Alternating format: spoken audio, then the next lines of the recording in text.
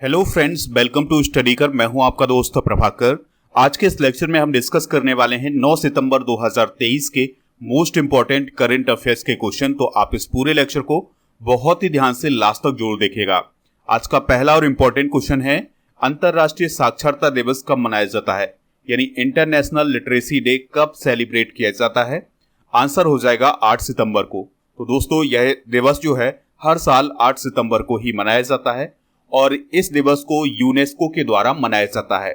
दोस्तों, इस दिवस का उद्देश्य है मानव अधिकारों, गरिमा और टिकाऊ समाज के लिए साक्षरता के महत्व को उजागर करना, यानी जो हमारे ह्यूमन राइट्स हैं और जो हमारी गरिमा है और जो समाज का डेवलपमेंट है उसके लिए साक्षरता किस प्रकार से जरूरी है, इसके लिए यह दिवस मनाया जाता है। 2023 की थीम याद रखिएगा, promoting literacy for a sustainable and peaceful society in the face of pandemic. और यह दिवस पहली बार कब मनाया गया था? 1967 में मनाया गया था।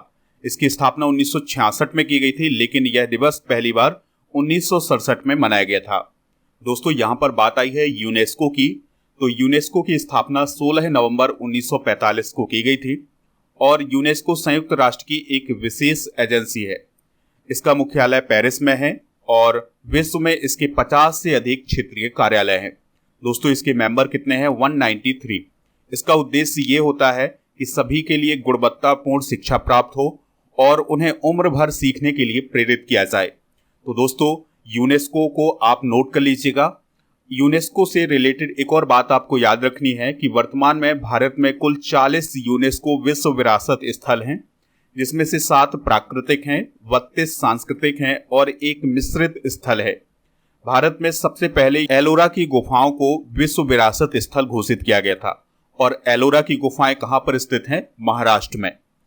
दोस्तों, साल में मनाए जाने वाले कुछ इंपॉर्टेंट डे डिस्कस करते हैं, जैसे प्रवासी भारतीय दिवस 9 जनवरी को, विश्व हिंदी दिवस 10 जनवरी को, विश्व कैंसर दिवस 4 फरवरी को, राष्ट्रीय विज्ञान दिवस 28 फरवरी को, अंतर्राष्ट्रीय महिला दिवस 8 मार्च को, विश्व टीबी दिवस 24 मार्च को, विश्व स्वास्थ्य दिवस 7 अप्रैल को, विश्व विरासत दिवस 18 अप्रैल को, विश्व प्रेस स्वतंत्रता दिवस 3 मई को और विश्व रेड क्रॉस दिवस 8 मई को, विश्व पर्यावरण दिवस 5 जून को, विश्व जनसंख्या दिवस 11 जुलाई को, अंतर्राष्ट्रीय युवा दिवस 12 अगस्त को, हिंदी दिवस 14 सितंबर को, विश्व ओजोन दिवस 16 सितंबर को और वायुसेना दिवस 8 अक्टूबर को और विश्व पर्यावरण संरक्षण दिवस 26 नवंबर को और दोस्तों 1 दिसंबर को विश्व एड्स दिवस भी मनाया जाता है।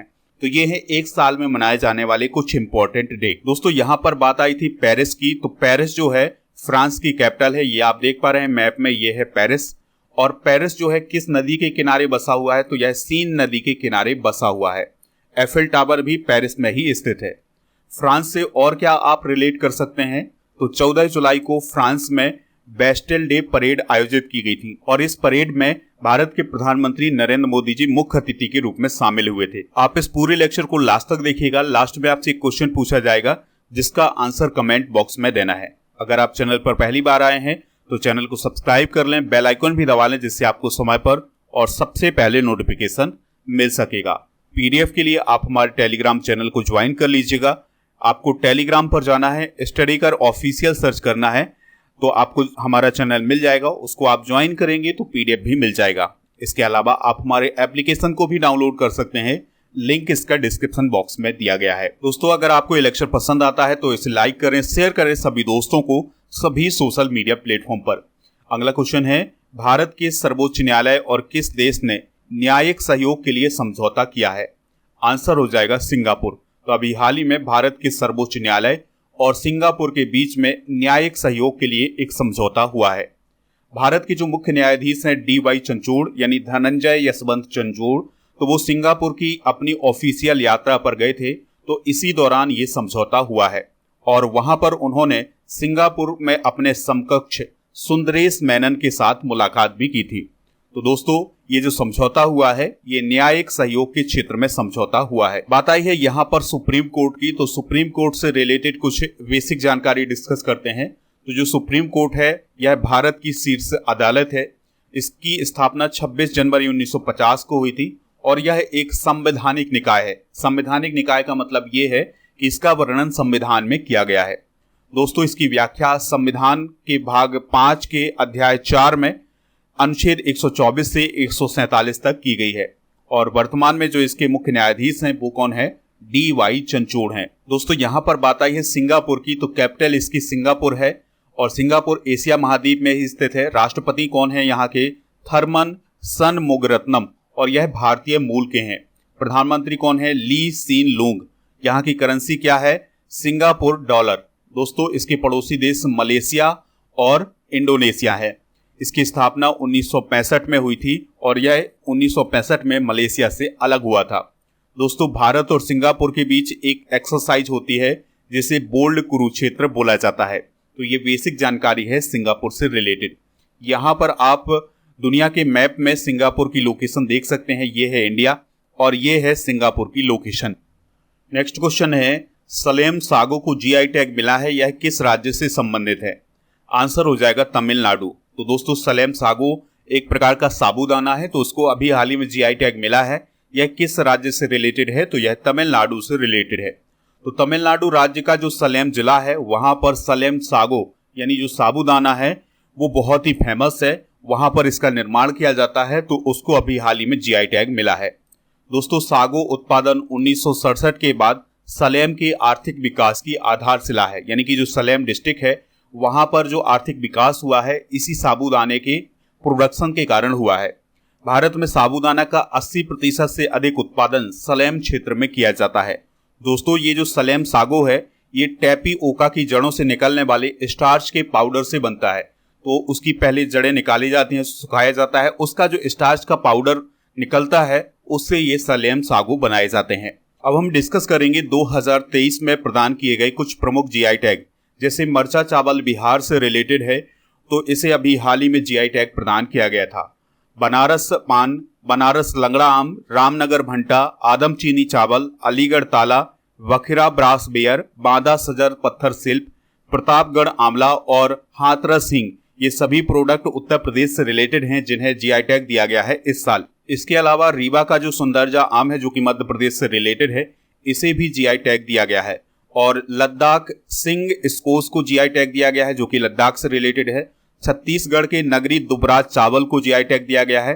तमिलनाडु के मनप्पराई मुरुक्कू को GI टैग दिया गया है और तमिलनाडु के ही कम्बन पन्नीर थराचाई को GI टैग दिया गया है जो कि एक प्रकार का अंगूर है। और ऊटी बर्की जो कि एक खाद्य सामग्री है, इसे भी GI टैग दिया गया है 2023 में। नेक्स्ट क्वेश्चन है, simply save merchant SBI card किसने लॉन्च किया है? आंसर हो जाएगा SBI कार्ड ने। तो स्टेट बैंक ऑफ इंडिया की कंपनी है जिसको SBI कार्ड बोला जाता है, तो उसके द्वारा simply save merchant SBI card launch किया गया है। और यह जो कार्ड है किसके लिए लॉन्च किया गया है? तो सूक्ष्म लघु और मध्यम उद्यमों के लिए लॉन्च किया गया है, यानी MSME सेक्टर के लिए लॉन्च किया गया है। और दोस्तों, यह एक प्रकार का क्रेडिट कार्ड है जो कि MSME के लिए क्रेडिट विकल्पों की आवश्यकताओं को पूरा करता है। और यह जो क्रेडिट कार्ड है यह रुपे नेटवर्क के अंदर संचालित होता है। दोस्तों, यहाँ पर बात आई है SBI की यानी स्टेट बैंक ऑफ इंडिया की, तो इसे 1806 में बैंक ऑफ कलकत्ता के रूप में स्थापित किया गया था। बाद में इसे 1955 में भारतीय स्टेट बैंक बनाया गया था। मुख्यालय इसका मुंबई महाराष्ट्र में है। इसके जो अध्यक्ष हैं वो हैं दिनेश कुमार खारा और इसके MD है CS सेट्टी, अश्विनी तिवारी और आलोक कुमार चौधरी। नेक्स्ट क्वेश्चन है, रेलवे के मुख्य परिचालन प्रबंधक का पदभार किसने संभाला है? यानी chief operating managing of railways कौन बने हैं? तो आंसर हो जाएगा श्याम सुंदर गुप्ता। दोस्तों, श्याम सुंदर गुप्ता ने पुणे में मध्य रेलवे के प्रधान मुख्य परिचालन प्रबंधक का पदभार संभाला है और श्याम सुंदर गुप्ता ने मुकुल जैन का स्थान लिया है जो कि 31 अगस्त को रिटायर हो गए थे। दोस्तों, अगर हम बात करें श्याम सुंदर गुप्ता की तो वह भारतीय रेलवे यातायात सेवा के 1992 बैच के ऑफिसर हैं। यहाँ पर बात आई है रेलवे की, तो रेलवे से रिलेटेड कुछ इंपॉर्टेंट करंट अफेयर्स डिस्कस करते हैं। तो अभी हाल ही में रेलवे बोर्ड की नई अध्यक्ष कौन बनी है? जया वर्मा सिन्हा। RPF यानी रेलवे प्रोटेक्शन फोर्स की नए डायरेक्टर जनरल कौन बने हैं? मनोज यादव। भारतीय रेलवे ने शुद्ध शून्य कार्बन उत्सर्जन का जो लक्ष्य रखा है वो कब तक रखा है? 2030 तक। विश्व का सबसे लंबा रेलवे स्टेशन कौन है? सिद्धारूढ़ स्वामी जी हुबली रेलवे स्टेशन, जो कि कर्नाटका में है। वंदे भारत एक्सप्रेस ट्रेन का संचालन करने वाली देश की पहली महिला कौन है? सुरेखा यादव। पूरे ब्रॉडगेज का 100% विद्युतीकरण करने वाला जोन कौन है? मध्य रेलवे जोन। पूरे ब्रॉडगेज नेटवर्क का विद्युतीकरण करने वाला राज्य कौन है? उत्तराखंड। नेक्स्ट क्वेश्चन है, अयोध्या में जटायु क्रूज सेवा किस नदी में शुरू की गई है? तो यह सरयू नदी में शुरू की गई है। तो उत्तर प्रदेश के अयोध्या में 8 सितंबर को सरयू नदी में जटायु क्रूज सेवा शुरू की गई है। और यह जो क्रूज सेवा शुरू की गई है, यह गुप्तार घाट से नया घाट तक शुरू की गई है और इनके बीच की जो दूरी है वो लगभग 18 किलोमीटर की है। तो दोस्तों, ये जो क्रूज सेवा होगी, इसमें एक बड़ा सा जहाज होगा और इस जहाज में सारी सुविधाएं होंगी। तो यह गुप्तार घाट से नया घाट तक चलेगा। क्रूज पर सवार यात्रियों को अयोध्या के जो प्राचीन मंदिर हैं और जो घाट हैं उनकी झलक देखने को मिलेगी। और क्रूज पर एक बार में लगभग 70 से 100 यात्रियों को बिठाया जा सकता है। दोस्तों, हम उत्तर प्रदेश के करंट अफेयर्स को डिस्कस करते हैं। तो अभी हाल ही में 5 सितंबर को राष्ट्रीय शिक्षक पुरस्कार प्रदान किए गए हैं नई दिल्ली में। तो उसमें जो 50 शिक्षक चयनित हुए थे, उसमें 3 शिक्षक उत्तर प्रदेश के हैं। उत्तर प्रदेश कैबिनेट ने 18 अटल आवासीय स्कूलों को अभी हाल ही में मंजूरी दी है। उत्तर प्रदेश सरकार के द्वारा अयोध्या में मंदिर संग्रहालय बनाया जाएगा, यानी कि टेम्पल म्यूजियम बनाया जाएगा। उत्तर प्रदेश सरकार गोंडा में वन टांगिया ग्राम प्रशिक्षण केंद्र स्थापित करेगी और उत्तर प्रदेश का पहला ई ऑफिस सिस्टम कन्नौज में अभी हाल ही में शुरू किया गया है। उत्तर प्रदेश का गठन हुआ था 24 जनवरी 1950 को। राजधानी लखनऊ है। राज्यपाल हैं आनंदीबेन पटेल। मुख्यमंत्री हैं योगी आदित्यनाथ। और यहाँ पर विधान परिषद की 100 सीटें हैं, विधानसभा की 403, राज्यसभा की 31 और लोकसभा की 80 सीटें हैं। नेक्स्ट क्वेश्चन है, किस राज्य में ट्रांसजेंडर समुदाय को सार्वभौमिक पेंशन योजना में शामिल किया गया है? तो अभी हाल ही में झारखंड सरकार के द्वारा ये फैसला लिया गया है कि जो ट्रांसजेंडर समुदाय है उसे सार्वभौमिक जो पेंशन योजना चलाई जाती है उसका भी लाभ मिलेगा।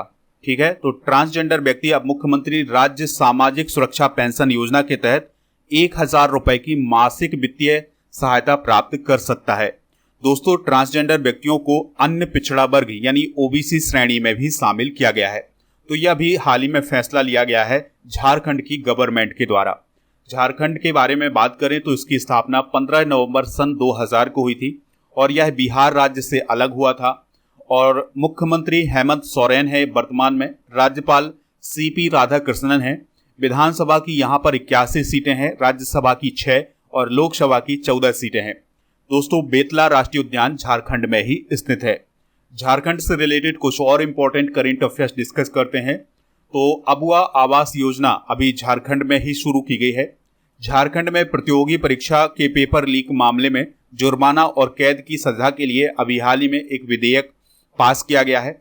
गृह मंत्री अमित शाह ने झारखंड के देवघर जिले के जसीडीह में इफ्को नैनो यूरिया तरल उर्वरक संयंत्र की अभी हाल ही में आधारशिला रखी है।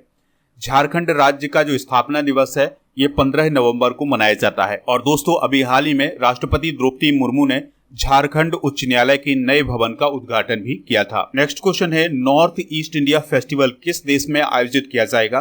तो यह इटली में आयोजित किया जाएगा और इसका आयोजन कब होना है? 9 सितंबर को होना है। और कहां पर होना है दोस्तों? तो इटली का जो मिलान शहर है वहां पर इसका आयोजन किया जाएगा। तो इस फेस्टिवल में भारत के मिजोरम का जो सैनहरी लोक एवं सांस्कृतिक दल है वो इसमें शामिल होगा और यह अपनी संस्कृति और अपनी परंपराओं का प्रदर्शन करेगा। बात आई है यहाँ पर इटली की। तो इटली की जो कैपिटल है वो है रोम। राष्ट्रपति हैं यहाँ पर सर्जियो मैटरेला और प्रधानमंत्री कौन है? Giorgia Meloni. और यहाँ की करेंसी क्या है? यूरो है।